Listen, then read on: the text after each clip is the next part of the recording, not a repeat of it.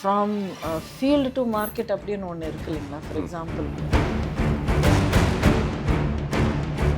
எனக்கு தெரியும், ரகசியம் தெரியும், இது தெரியும், அதெல்லாம் வேற.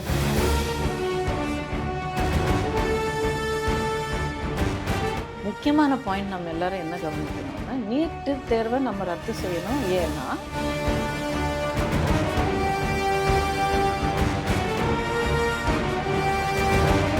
இதை நான் உறுதியாக ஏன் சொல்கிறேன்னா, இது என்னுடைய பர்சனல் ஆராய்ச்சியால் தெரிஞ்சது.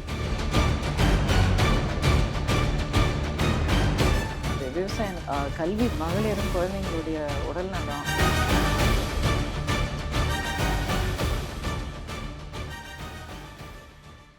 எக்ஸாக்டாக எனக்கு அங்கே தான் கேள்வியே இருந்துச்சு. அந்த இடத்துக்கே வந்துட்டீங்க. இப்போ நரேட்டிவ் ஒன்று செட் பண்ணுறாங்கன்னு சொன்னீங்க இல்லையா. இன்னொரு விஷயமும் இங்கே ஒரு ஒன்று கிரியேட் ஆகுது. அது நரேட்டிவாக என்ன அப்படிங்கிறத சொல்லுங்கள். இப்போ கலைஞர் அவர்கள் எடுத்துக்கலாம், ஜெயலலிதா அம்மா அவர்கள் எடுத்துக்கலாம்.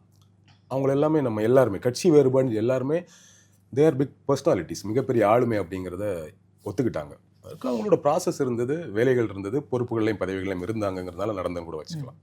உண்மையாகவே அவங்க பர்சனாலிட்டிஸ் தான். ஸ்டாலின் அவர்களை அவர் பெரிய பர்சனாலிட்டி, பெரிய ஆளுமைன்னு ஒத்துக்கிறதுல பெரிய சிக்கல் இருந்தது. ஏகப்பட்ட கிண்டல்களை கேலிகளையும் கடந்து தான் வந்துட்டு இருக்காரு அவர் ஸ்டில். இன்னும் அவர் ஒரு முழுமையான ஒரு ஆளுமையா அப்படிங்கிறதுனா அவரை ஒத்துக்காதவங்களும் இருக்கிறாங்க, ஒத்துக்கிறவங்களும் இருக்காங்க. இதே இமேஜ் எடப்பாடி அவர்கள் மேலும் தொடர்ந்து கட்டமைக்கப்படுறதா பார்க்குறேன். எஸ்பெஷலி ஜெயலலிதா அவர்களின் மறைவுக்கு பிறகு இவரெல்லாம் ஆட்சியை தக்க வைக்க முடியாது, 6 மாதத்தில் காலி ஆகிடுன்னு பேசுகிற ஆரம்பிச்சதுலேருந்து அதை அவர் தாண்டி வர்றாரு. எல்லாமே நடந்திருந்தா கூட ஸ்டில் சர்வைவ்னா கூட இன்னும் அவர் பிஜேபி சொல்கிறத கேட்பாரு. இவருக்கு என்ன தவழ்ந்து போய் ஆட்சி பிடிச்சவர் தானே, பழைய விஷயங்கள் எல்லாம் சொல்லி காட்டி, பழைய வீடியோக்கள் எல்லாம் போட்டு காட்டி அவர் ஒன்றும் பெரிய ஆளுமை இல்லை அப்படிங்கிற ஒரு விஷயம் இங்கே தொடர்ந்து பேசப்பட்டு கொண்டே இருக்குது. நீங்கள் பட் இப்படி ஒரு பாயிண்ட்டை சொல்கிறீங்க, மக்கள் நிற்கிறாங்க, மக்கள் ரிசீவ் பண்ணிக்கிறாங்க, மலையில் கூட நிற்கிறாங்க, அப்போ அவர் எவ்வளோ பெரிய ஆளுமைங்கிறத நீங்கள் சொல்ல வரீங்க. நாங்கள் இதை எப்படி புரிஞ்சுக்கிறது? ரெண்டு சைடுலேருந்து 2 விஷயமும் வருது. இப்போது நீங்கள் புரட்சி தலைவராக இருக்கட்டும், இல்லை அம்மா இருந்தாலும் அவங்க ஒரு பாதை கடந்து வந்திருக்காங்க. எத்தனையோ கஷ்டங்கள், எத்தனையோ எதிர்ப்புகள், அவங்க பார்க்காத கஷ்டமே இல்லை. அந்த ஆளுமையை அவங்க அட்டைன் பண்ணுறதுக்கு அது ஒரு முக்கியமான காரணம். நம்ம அந்த மாதிரி ஒரு பாதையை கடந்து அந்த மாதிரி ஒரு போராட்டங்களை நம்ம சந்தித்து நம்ம ஜெயிச்சு ஒரு தன்னம்பிக்கையோடையும் வெற்றிகரமாக நம்ம நின்னா அப்போது ஒரு ஸ்டேச்சர் நமக்கு வரும், ஒரு உண்மையான தலைவர் அப்படிங்கிற ஒரு ஸ்டேட்டஸ் வரும். ஆனால் எடப்பாடியார் கூட நீங்கள் பார்த்தீங்கன்னா, அவர் அந்த ஆட்சி பொறுப்புக்கு வந்த ஒரு சூழ்நிலை நீங்கள் பார்த்தீங்கன்னா, யாருக்குமே அப்படிப்பட்ட ஒரு வாய்ப்பு கிடைக்கணும்னு ஆசைப்பட மாட்டாங்க. அந்த ஒரு சூழ்நிலையில் அந்த இடத்துக்கு வரணும் அப்படிங்கிறது ரொம்ப, அது எவ்வளோ வலி இருக்குது அப்படிங்கிறது நம்ம எல்லாராலையும் உணர முடியும். இருந்தாலும் அந்த பொறுப்பை ஏற்றுக்கிட்டாரு. இத்தனை எதிர்ப்புகள், கட்சிக்குள்ளே என்னென்ன நடந்தது, யாரெல்லாம் முதுகில் குத்த பார்த்தாங்க, யாரெல்லாம் ஆட்சியை அசைக்க பார்த்தாங்க, இதெல்லாமே எல்லாருக்கும் தெரிஞ்ச விஷயம். எல்லாத்தையும் நின்று தாங்கிட்டார், எல்லாத்தையும் ஃபேஸ் பண்ணார், எல்லாத்தையும் ஓவர் கம் பண்ணார். அதே நேரத்தில் தமிழ்நாட்டுக்கு ஒரு நல்ல ஆட்சியை கொடுத்தாரு. அம்மாவுடைய அத்தனை திட்டங்களும், அம்மா என்னென்ன மக்களுக்காக செய்யணுமோ அனைத்தையும் பண்ணி, அதுக்கு அடுத்தது கூட என்னால் என்ன பண்ணணும், என்ன பண்ண முடியும் அப்படிங்கிறது அவரோட புரிதலில் ஒவ்வொரு துறைக்கும் பண்ணியிருக்காரு. இதை நான் உறுதியாக ஏன் சொல்கிறேன்னா, இது என்னுடைய பர்சனல் ஆராய்ச்சியால் தெரிஞ்சது. ஃபார் எக்ஸாம்பிள், விவசாயம், இது எனக்கு ரொம்ப ஆர்வமாக இருக்கிற சில துறைகளில் நான் யோசிச்சு பார்த்தேன். விவசாயம் எனக்கு ரொம்ப ஆர்வம். கல்வித்துறை, அதுக்கப்புறம் மகளிரும் குழந்தைங்களுடைய உடல்நலம், இதெல்லாமே எனக்கு பர்சனலாக ரொம்ப ஆர்வம். உங்களுக்கு தெரியும், இத்தனை வருஷமாக நான் இதில் தான் என்னுடைய தனிப்பட்ட முறையில், நான் தனிப்பட்ட கெப்பாசிட்டியில் நான் ஒர்க் பண்ணிட்டு வரேன். ஸோ இதுக்கெல்லாம் நம்ம என்னென்ன பண்ணோம் அப்படிங்கிறது நான் கொஞ்சம் ரிசர்ச் பண்ண ஆரம்பித்ததும் அசந்துட்டேன். எத்தனை திட்டங்கள், எத்தனை வசதிகள், ஃப்ரம் ஃபீல்டு டு மார்க்கெட் அப்படின்னு ஒன்று இருக்குது இல்லைங்களா. ஃபார் எக்ஸாம்பிள், விவசாயத்தில் நீங்கள் பார்த்தீங்கன்னா ஒவ்வொரு ஸ்டேஜில் ஒவ்வொரு வசதி பண்ணி கொடுத்துருக்காரு. என்னென்ன கஷ்டம் இருக்குது விவசாயிக்கு, அது ஒவ்வொரு இதுக்கும் ஒரு தீர்வு அண்ணன் கொடுத்துருக்காரு ஆல்ரெடி. அதே மாதிரி ஒவ்வொரு துறையிலையும், இப்போ கல்வித்துறை நீங்கள் பார்த்தீங்கன்னா அதில் நிறைய முன்னேற்றங்கள்.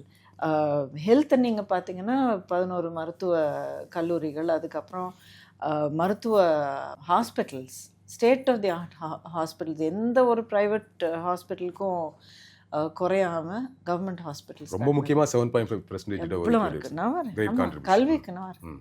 இப்போ நீட் அப்படிங்கிறது நீங்கள் பார்த்தீங்கன்னா இப்போ டிஎம்கேவோடைய நேரட்டிவ் அன்னிலிருந்து இன்னி வரைக்கும் என்ன இருந்திருக்குன்னா நீட்டை வந்து நம்ம ரத்து செய்யணும். எனக்கு தெரியும், ரகசியம் தெரியும், இது தெரியும், அதெல்லாம் வேற கதெல்லாம் விடுங்க, அதுக்கு it will not waste a time now. ஆனால் முக்கியமான பாயிண்ட் நம்ம எல்லாரும் என்ன கவனிக்கணும்னா நீட்டு தேர்வை நம்ம ரத்து செய்யணும். ஏன்னா அதுக்கு அடியில் இருக்கிற மெசேஜ் என்ன யோசிச்சு பாருங்க ஒரு தடவை. நீங்கள் ஒரு மக்களை பார்த்துட்டு உங்கள் குழந்தைங்களுக்கு நீட்டு தேர்வை எழுத தேவையில்லாத அளவுக்கு நாங்கள் ரத்து செய்வோம் அப்படின்னு சொன்னால் என்ன அர்த்தம்? என்ன சொல்ல வரீங்க? உங்கள் குழந்தைங்களால அந்த தேர்வை பாஸ் பண்ண முடியாதுன்னு தானே? உங்கள் குழந்தைங்களுக்கு அந்த திறமை இல்லைன்னு தானே நீங்கள் சொல்கிறீங்க? ஸோ தேசம் முழுவதும் அத்தனை மாநிலங்களையும் எல்லா குழந்தைங்களும் இதே தான் நீட்டு தேர்வை எழுதுறாங்க. அவங்க எல்லாராலையும் முடியும். ஆனால் அவங்களோட நீங்கள் நிகராக நின்று உங்களால் போட்டியிட்டு ஜெயிக்க முடியாது. பரவாயில்ல, அதுக்காக நாங்கள் வந்து ரத்து செய்யறதுக்காக நாங்கள் முயற்சி பண்ணுறோம் அப்படின்னு சொல்லி ஒரு பார்வை இருக்கா இல்லையா? ஓகே, இல்லை யோசிச்சு பாருங்க. அப்படி ஒரு ஆங்கிள் இருக்கு. அப்படி இருக்கும்போது இருங்க, இது திமுகவுடைய பார்வை. அண்ணன் எடப்பாடியாருடைய பார்வை என்ன? சிஎம்மா இருக்கும்போது இதே நீட்டு தேர்வை இதே சிச்சுவேஷன் இது வந்து ரத்து செய்ய முடியாது அப்படிங்கிறது அவருக்கும் தெரியும், எல்லாருக்கும் தெரியும், முக்கியமாக திமுக தலைவருக்கு தெரியும். ஆனால் என்ன பண்ணாரு? இது பற்றி ஒரு பெரிய ஆர்ப்பாட்டம் பண்ணியோ எதுவுமே பண்ணல. இருக்கிற சூழ்நிலை பார்த்தாரு. என் மக்களுடைய குழந்தைங்க இவங்களுக்கு வந்து நீட்டு தேர்வை எழுதி அவங்களுக்கு ஒரு டாக்டர் ஆகணும் கனவு இருக்குது. அந்த கனவை நினைவாக்குறதுக்கான அத்தனை உரிமை எல்லா குழந்தைங்களுக்கு இருக்குது. அப்போது அரசு பள்ளிகளில் படிக்கிற என்னுடைய குழந்தைங்களுக்கு இதெல்லாம் இந்த வசதி இல்லாத குழந்தைங்களுக்கு நான் இந்த வசதி பண்ணி கொடுக்குறேன் அப்படிங்கிறது ஒரு தீர்வு கண்டுபிடிச்சு சைலண்டா பண்ணிட்டார் இல்லையா? இல்ல யாரும் அவர் கேட்கல, யாரும் ஆர்ப்பாட்டம் பண்ணல, யாரும் தர்ணா பண்ணல, எதுவுமே பண்ணல, சிக்னேச்சர் கேம்பெயின் இதை எதுவுமே பண்ணல. அவரை பார்த்தாரு, கஷ்டத்தை பார்த்தாரு, புரிஞ்சுக்கிட்டாரு, அதுக்குன்னு ஒரு தீர்வு கண்டுபிடிச்சு சைன் போட்டு கொடுத்துட்டு செயல்படுத்திட்டாரு. இல்ல அது கரெக்ட். ரொம்ப முக்கியமான நான் ஒரு காரணம், இது ஒரு எக்ஸாம்பிளா நான் சொல்றேன். இந்த ஓவராலா தமிழ்நாட்டுல ஏடிஎம்கே டிஎம்கே ரெண்டு பேருமே ஒரு கட்டத்துல இந்த என்ட்ரன்ஸ் எக்ஸாமே வேணாம், எதுக்குமே வேணாம் அப்படிங்கிற ஒரு முடிவுக்கு வராங்க. ஜெயலலிதா அவர்கள் ஒன்று ஸ்டெப் எடுக்கிறாங்க. அப்போ கோர்ட்டில் கேஸ்லாம் இருக்குது. கலைஞர் வந்து கூட அதை இல்லை, அவர் அதை இம்ப்ளிமெண்ட் பண்ணுறாரு. ஸோ அவங்க ரெண்டு பேருமே இந்த என்ட்ரன்ஸ் இந்த தகுதி தேர்வுங்கிறது ஒன்று எளிய மக்கள் உள்ள போகிறதுக்கு ஒரு பெரிய தடையாக இருக்குங்கிற ஒரு பார்வையில் இருக்கிறாங்க. ஸோ அதனால தான் நீட்டு தேவையில்லைங்கிற ஒரு கான்செப்டாக அப்படி ஒரு பாலிடிக்ஸ் இங்கே அதிமுகவாக இருந்தாலும் திமுக இருந்தாலும் அதை கையில் எடுக்கிறது தான். இல்லை ஒரு வகையில் பார்த்தீங்கன்னா root of all of this இதுக்கான எதிர்ப்பு என்னன்னா அதில் ஒரு நியாயம் இருக்குது. ஏன்னா இப்போ நீங்கள் ஒரு எல்லா குழந்தைங்களுக்கும் இல்லை எல்லா மக்களுக்கும் ஏதாவது ஒரு விஷயத்துக்கு ஒரு தேர்வு நீங்கள் வைக்கிறீங்கன்னா அது எல்லாருக்குமே சமமான அளவுக்கு தயார்படுத்தக்கூடிய இல்லை தன்னை தயார்படுத்திக்கக்கூடிய ஒரு வசதி இருந்திருக்கும். அது எல்லா குழந்தைங்களுக்கும் எல்லா இடத்துலையும் எல்லா மாநிலத்திலையும் இருக்கும் அப்படிங்கிறத நம்மளால உறுதியாக சொல்ல முடியாது. ஸோ அப்படி இருக்கும் பட்சத்தில் அந்த ஒரு இன்ஃப்ராஸ்ட்ரக்சர் நம்ம டெவலப் பண்ண பிறகு சமமான ஒரு தேர்வை எஸ்டாப்ளிஷ் பண்ணுறது நியாயம். அது that is the root of இந்த எதிர்ப்புக்கான ஒரு நியாயமான காரணம் அது. ஆனா அது வந்துருச்சு, என்ன பண்ண முடியும்? அதுதான் உண்மையாவே வந்துருச்சு. அதனால நீங்க வந்து மருத்துவ படிப்புக்கு நீங்க ஆசைப்படக்கூடாதுன்னு சொல்றதுக்கு யாருக்கும் உரிமை கிடையாது. என்னுடைய குழந்தைங்களுக்கு நான் என்ன வசதி பண்ணி கொடுக்க முடியும்? அவங்க அவங்களுடைய கனவுகளை நினைவாக்குறதுக்கு என்னால என்ன வழியை பண்ணி கொடுக்க முடியும் அப்படிங்கிறது தானே ஒரு நியாயமான ரொம்ப முக்கியமான பொறுப்பான தலைவர் யோசிக்கணும். அதுதானே அண்ணன் பண்ணாரு. இதெல்லாம் நான் எதுக்காக சொல்லிட்டு வரேன்னு, ஒன்றும் கஷ்டத்தை ஃபேஸ் பண்ணிட்டு வர்றாரு, எத்தனையோ விஷயங்கள், எத்தனையோ எதிர்ப்புகள். ஆட்சி பொறுப்புக்கு வந்த பிறகு கூட அவர் யாருமே பார்க்காத எத்தனையோ கலாமிட்டிஸ், கோவிட்லேருந்து அந்த புயல்லேருந்து இது எல்லாமே ஃபேஸ் பண்ணிட்டு வர்றாரு. அவ்வளோ சைலண்டாக ஸ்டெட்டியாக நின்னார். எங்கேயும் கூட உங்களுக்கு ஆட்சி மேலே ஒரு சந்தேகம் வர்றதோ இல்லை முடியுமா, எங்களுக்கு இந்த உதவி கிடைக்குமா, எங்களுக்கு இந்த ஷெல்டர் கிடைக்குமா அப்படிங்கிற ஒரு சந்தேகம் எந்த மக்களுக்கும் வரலை. அதே நேரத்தில் எந்த விதமான ஒரு நிதி உதவியும் வேறு எங்கேருந்து வாங்க வேண்டிய ஒரு சூழ்நிலையும் அவர் கொண்டு வரல. So budget management, resource management, administrative services எப்படி பயன்படுத்துறது, லா அண்ட் ஆர்டர் எப்படி மெயின்டைன் பண்ணி நல்ல லெவலில் எப்படி கண்ட்ரோல் பண்ணுறது, அதுக்கப்புறம் மற்ற எந்த விதமான அந்த ஹியூமன் இண்டஸ்ட்ரீஸ் இருக்கு இல்லைங்களா, அதில் எந்த விதத்துலேயும் எந்த விதமான ஒரு தாழ்வு மட்டும் இல்லாமல் இருக்கிறது மட்டும் இல்லாமல் ஒரு வளர்ச்சியும் முன்னேற்றமும் இருந்திருக்கு. அப்படின்னா இந்த ஒரு ஸ்டேச்சருக்கு வந்த ஒரு தலைவரை நீங்க எப்படி சொல்லுவீங்க? ஓகே, எப்படி ஆளுமை இல்லாத தலைவர்னு சொல்ல வர்றதுங்கிறது கேள்வி, நியாயமான கேள்வி. அதை சும்மா வெறுமனே சொல்லாம ஆதாரத்தோட சொல்றீங்க. இல்ல சந்தோஷம். சொல்லணுங்க. Yes, ஏன்னா yes. இப்போ நான் எதுக்காக எவ்வளோ விலைக்கு சொல்ல வேண்டிய ஒரு கட்டாயம் இருக்குன்னு எனக்கு தோணுச்சுன்னா, ஊன்னா ஊ ஆன்னு சொல்லக்கூட தேவையில்லை. சோகால்டு எதிர்கட்சிக்காரங்க, சோகால்டு இந்த media, whatever social influences, இவங்க எல்லாம் வந்து ரெடியாக இருக்காங்க. புரியுது. ஒரு ஒரு 10 மீம்ஸோ இல்லை ஒரு 10 ரூமரோ இல்லை ஒரு 10 டாக் ஷோவோ இன்டர்வியூ ஏதோ ஒன்று அது சும்மா தூக்கி வீசுறாங்க. பட் என்ன கன்ஃபியூஸ் ஆகக்கூடாது. என்ன ஆகுன்னா இவ்வளவு பேசுறீங்க, பட் இவ்வளவு விஷயம் இருந்து என்ன பண்றது? எதுக்குனாலும் நீங்க சொல்ற மாதிரி ஆகும்னா பிஜேபி தேடி தானே போறாரு. பிஜேபி சொல்றதான் கேட்கறாரு. இப்ப பாருங்க செங்கோட்டையன் இஷ்யூ. இல்லைங்க, பிஜேபி சொல்றது கேட்டிருந்தேன். இல்லைங்க அப்படிங்கிறது விமர்சனம். அது இல்ல விமர்சனம் ஒரு பக்கம் இருக்கட்டுங்க. இப்போ கேட்கறவங்களுக்கு கூட கேட்டுட்டு மறுபடியும் அதை ரிப்பீட் பண்றவங்க இருக்காங்க இல்லைங்களா, அவங்களும் கொஞ்சம் யோசிக்க வேண்டிய ஒரு பொறுப்பு இருக்குங்க அவங்களுக்கு. பிஜேபி சொல்றது தான் அவர் கேட்டுட்டு இருக்காருன்னா, லாஸ்ட் 2 இயர்ஸ்ல நடந்து எதுவுமே நடந்திருக்காது. அவர் வந்து இந்த கூட்டணியை விட்டுட்டு வெளில வந்திருக்க மாட்டாரு. அதுக்கப்புறம் எத்தனையோ விஷயங்கள் ஒவ்வொரு கட்டத்துலயும் நடந்திருக்கு, எதுவுமே நடந்திருக்காது. எல்லாத்துக்கும் கையை கட்டிட்டு ஆமா ஆமா அப்படின்னு சொல்லியிருப்பாரு. இப்போ வந்து சிச்சுவேஷன் வேற மாதிரி இருந்திருக்கும். கரெக்ட். ஸோ அவர் எவ்ரி ஸ்டெப் அவருடைய செயல்களாலையும் வார்த்தைகளாலையும் அவருடைய டிசிஷன்ஸாலையும் அவர் ப்ரூவ் பண்ணிட்டு இருக்காரு. யாருக்கும் அடிமை இல்லை, அவர் யாருக்கும் அடிமை இல்லை, அதிமுக யாருக்கும் அடிமை இல்லை அப்படிங்கிறது ஒவ்வொரு ஸ்டேஜ்லயும் அவர் ப்ரூவ் பண்ணிட்டே வர்றாரு. ஓகே. ஸோ இது இந்த அடிமை ஆயிட்டாரு, இல்லை பிஜேபியோட பேச்சு கேட்குறாங்க அப்படிங்கிற ஒரு விஷயத்த வார்த்தையை எடுத்து மறுபடியும் ரிப்பீட் பண்ணுறதுக்கு முன்னாடியோ இதெல்லாம் யோசிக்க வேண்டிய ஒரு பொறுப்பு இருக்குங்க எல்லாருக்கும். இப்போ செங்கோட்டையன் வந்து ஒன்று பேசுறாரு. இப்போ ரீசெண்டாக நடந்த இந்த சின்ன சின்ன கான்ட்ரடிக்ஷன்ல கூட அமித்ஷாவை தான் போய் பார்க்க வேண்டியது இருக்கு. எதுக்கு இதை செய்யணும் அப்படிங்கிற அமித்ஷாஜியை போய் பார்க்க வேண்டிய இருக்கு அப்படிங்கிறது நான் ஒத்துக்க மாட்டேன். அவர் போய் பார்க்குற ஒரு முயற்சி அவங்களா பண்ணியிருக்காங்க. It is their decision. அவங்க போய் கதை தட்டலாம், அது வேற விஷயம். எல்லா மனிதர்களுக்கும் அவங்களுடைய சொந்த உரிமை இருக்கு. அவர் போய் பார்க்க வேண்டிய கட்டாயம் இருக்கு அப்படிங்கிறது யாராலையும் எடப்பாடி அவர்கள் கட்டாயம் இல்லை, அவங்க பார்க்க விரும்புறாங்க. இல்ல நீங்க அவர் அண்ணன் செங்கோட்டையன் அவர்கள் போய் பார்த்தாரு இல்ல, அது இல்ல நான் மீன் பண்ணது. எடப்பாடி அவர்கள் போய் பார்த்துட்டு வந்தார்ல அந்த இஷ்யூக்கு பிறகு என்ன காரணமா போய் பார்த்துட்டு வந்திருக்காரு அப்படிங்கறது சொல்லியிருக்காரு அவரு.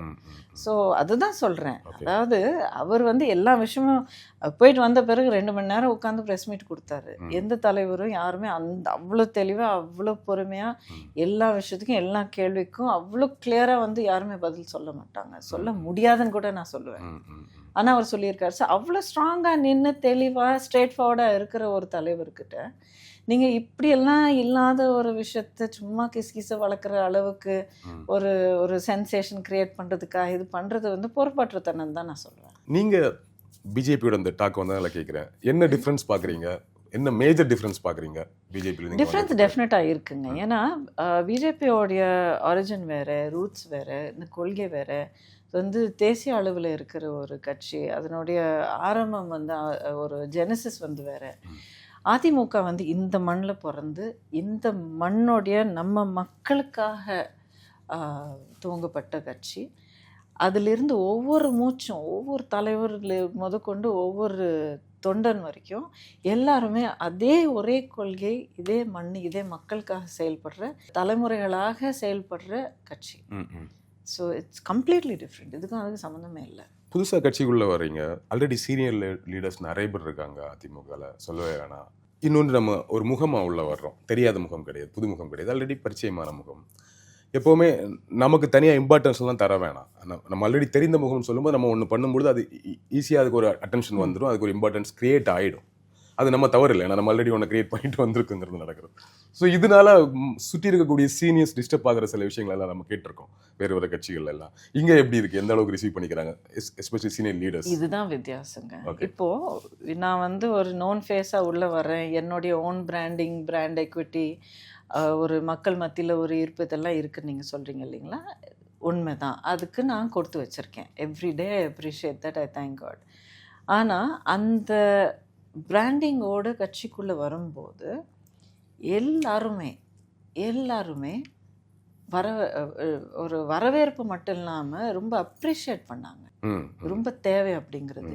ஏன்னா நான் வந்து என்னுடைய ஒரு ஒரு சொந்த அம்பிஷனோடவோ இல்லை என்னுடைய சொந்த ஒரு வளர்ச்சிக்காகவோ அந்த ஒரு பொலிட்டிக்கல் கரியர் இப்படி வரணும் அப்படிங்கிற ஒரு நோக்கத்தோட நான் வரல. என்னுடைய ரெக்கக்னிஷன் மக்கள் மத்தியில் எனக்கு இருக்கிற இந்த பேரும் இந்த இந்த நான் கம்யூனிகேட் பண்ணக்கூடிய அவங்கக்கிட்ட நான் போய் ரீச் பண்ணக்கூடிய இந்த ஒரு விஷயத்த கட்சியினுடைய வளர்ச்சிக்காக அல்டிமேட்லி மக்களினுடைய நல்லதுக்காக நான் பயன்படுத்தணும் அப்படிங்கிற நோக்கத்தோடு நான் வந்தது. மூத்த தலைவர்கள் வந்து பெரியவங்க எவ்வளவோ பார்த்துருக்காங்க, அவங்களுக்கு தெரியும் யார் எந்த நோக்கத்தோடு வந்திருக்காங்க, நம்ம வந்து எப்படி நம்ம பயன்படுத்திக்கிட்டால் நம்ம கட்சிக்கு நல்லது அப்படிங்கிறது இதுதான் எனக்கு எல்லார்கிட்ட இருந்து கிடச்சிருக்கு. ஓகே ஓகே, வரவேற்பு கிடச்சிருக்கு அண்ட் வெரி என்கரேஜிங் கூட. எனக்கு ஃபஸ்ட் டைம் இது நான் கட்சி ஆஃபீஸ் போயிருந்தப்போ பெரியவங்க சில பேர் சொன்னாங்க வாங்க முன்னாடி நிற்கணும்னா போய் பின்னாடி நின்று எல்லாரும் பெரியவங்க முன்னாடி நிற்கட்டும்னு ஒவ்வொரு நிகழ்ச்சி நடக்கும்போது கட்சி நிகழ்ச்சி நடக்கும்போது இல்லை வாமா வாமா முன்னாடி நிற்கணும் இல்லை பரவாயில்லன்னு நீங்கள் இல்லை இல்லை நீங்கள் வாமா we need these new faces you are needed for the party image அப்படின்னு சொல்லி. ஸோ இப்படிப்பட்ட ஒரு வரவேற்பு மட்டும் இல்லாமல் இப்படிப்பட்ட ஒரு ஓப்பன் மைண்டட்னஸ், இப்படிப்பட்ட ஒரு ப்ரோக்ரெசிவ் மைண்ட் இருக்கு இல்லைங்களா, இது வந்து மற்ற கட்சிகளில் இருக்கா அப்படிங்கிறது நான் சந்தேகப்படுறேன். Okay okay. பிஜேபி அலைன்ஸ் வராது, பிஜேபிக்கு அகைன்ஸ்ட் எங்கே இருக்கக்கூடிய ஒரு மென்டாலிட்டி காசிப் எல்லாம் பேச வேண்டிய தேவையில்லை. ஏன்னா அடுத்தது இன்னொரு 5 வருஷம் எங்களுக்கு வாய்ப்பு கொடுங்க, நான் அடுத்த வாட்டி பண்ணி காட்டுவோம்னா எந்த மோகத்தோட எந்த ஒரு தென்னாவத்தோட, அது மட்டும் இல்லாமல் ஏன்டா நாங்கள் இந்த மாதிரி முடிவு எடுத்தோம் அப்படிங்கிற நிறைய இடத்துல எனக்கு வந்து காது கேட்க முடியும். இன்னி வரைக்கும் எந்த ஒரு திட்டத்துலையும் ஒரு வேலை வாய்ப்பும் அவங்க உருவாக்கி கொடுத்ததில்லை.